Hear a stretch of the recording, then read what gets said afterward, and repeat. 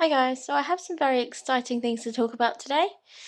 Um, so I have been doing a lot of writing recently, a lot of writing and publishing things actually. If you hear any random noises in the background, that is probably my 9-month-old son rolling around, playing with his playmat and just enjoying everything on the floor, as he likes to do. Or getting the hiccups, whatever, as he sometimes does. Yeah, I've been very busy. I've been meaning to do a video on here for absolutely ages because I've just wanted to. I've done a couple of updates on the clock app, but I've not quite got round to this one yet.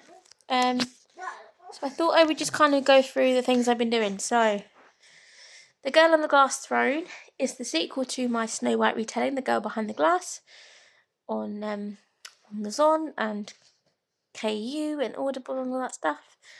And then you have The Girl on the Glass Throne, which is very close to coming out. That I will get my edits back from that one on Friday. So I'm really excited to be making progress on that book. That will hopefully be a proofread with some story comments. So it might be proofread stuff with extra comments and feedback. Someone that is editing it is her name's Heather, and we went to uni together, and I actually edited her book not that long ago, and now she's editing mine because we don't both do our freelance editing things. So that I was spending months doing a massive rewrite on that one. Since probably the beginning of this year, until I want to say March or April time. Then I sent it off around the end of my birthday, so it was around early April, end of March. So I managed to get that done, which I was really, really happy about.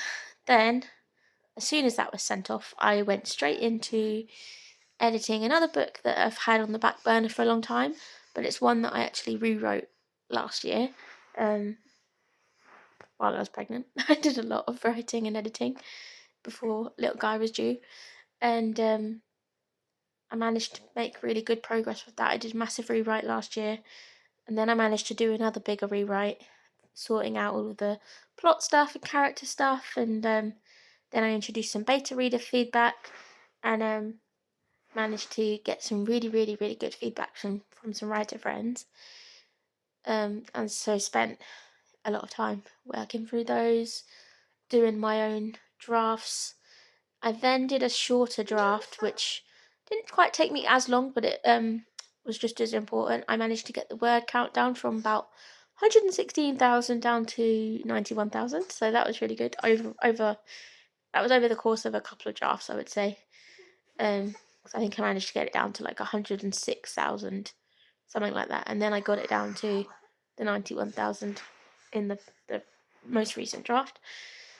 Then after that draft, cutting things out, basically exposition, overtelling, anything that I thought was over-explaining, some additional scenes that could maybe come out and go into another book in the series potentially, or just things that might not have made sense for the draft. Things just didn't seem like they were pushing the story along, they could come out. So I took out quite a lot and saved it in another document.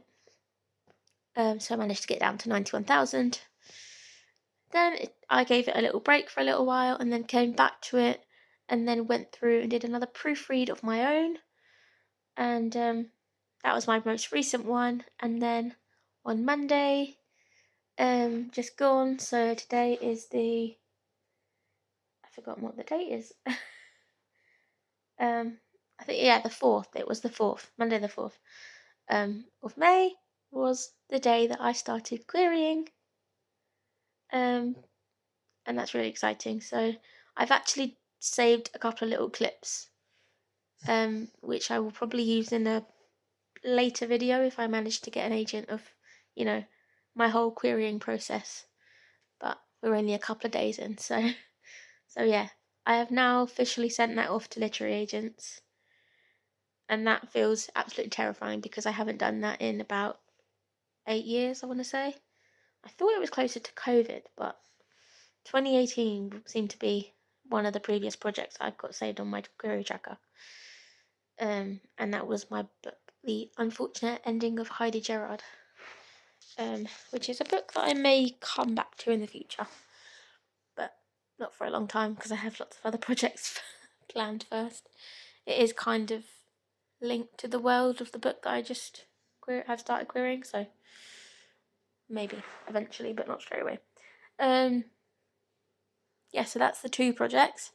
And then I've also been writing Enchanted Prince, which is the 3rd book in my first series, my debut indie author series. Still Princess and Songbird Air are book 1 and 2. And then obviously Enchanted Prince will be book 3. And then I have another one called Kind Queen, which will be book 4. And that will be ahead into the future a little bit with some different characters, but I've sort of got an idea of what I want to do for that. And then there will also be a prequel, which will be kind of like a villain origin story. So I have some ideas for what I want to do for that one as well, and that will be Cruel Queen. So that is my plan for that series. My Snow White retelling, The Girl Behind the Glass and The Girl on the Glass Throne are a duology, but I also have lots of ideas for other retellings set in the same world, starting with the Cinderella retelling, which I have also got ideas for and have started sorting out a little bit. But again, not sure when I'm going to come to that one. So, and then a couple of weeks ago, I got a random idea for a new story, which could become kind of another potential book to query in the future. Say if this one doesn't go well, and I'm going to call that Project Moonshade for now. So you've got Project Ash is what I'm just querying, and Project Moonshade because I've just come up with a lot of the magical elements in the book. I started going into the world building, the main characters and things like that. So, and I think that one is going to be a dystopian romantasy kind of thing, young adult. So yeah, that's my plan. I have lots of things that I've been doing, and I'm really, really proud of how much I've actually managed to do. And I've also managed to motivate myself to do 20-minute workouts every day with walks and stuff on top of that. So not every day, but I'll be doing like 20 minutes on my walking pad, and then I'll do my 20-minute workout in the evening. I usually end up doing it around the time that my partner gets back in from work. It's not intentional, but it's just that it just tends to be I do my stuff during the day, whatever I want to do, and then I decide I need to do the workout. And sometimes it's after I've had dinner, or sometimes it's not long before that. It just depends on when I feel like I want to get it out. I think I did it about 9 o'clock last night. But as long as I'm up and moving and I'm making exercise? That makes no sense. That does not sound right. As long as I'm doing exercise. And I've been eating a lot better for the last 3 weeks-ish. Since the 13th of April, I've been working on eating a bit better and doing more exercise. So hopefully in a few months it'll start to show and I'll actually start to see it in myself. I did it before and I actually managed to lose a fair bit of weight. Then I got pregnant.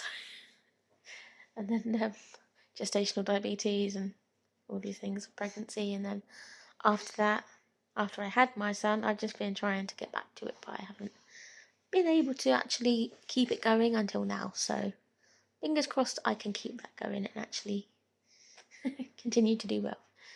But yeah, thank you guys as always for watching my little ranty video. Just a little update of what I've been doing. What are you writing right now, or what are you working on? Is anyone else in the querying trenches who wants to chat with me? Because I am also obsessed with Query Tracker right now. I'm obsessed with querying videos, querying stats from other people, like all sorts. I can't stop watching it on like the Clock app and on here, and I'm obsessed. Yeah, if anyone wants to chat, I'm here.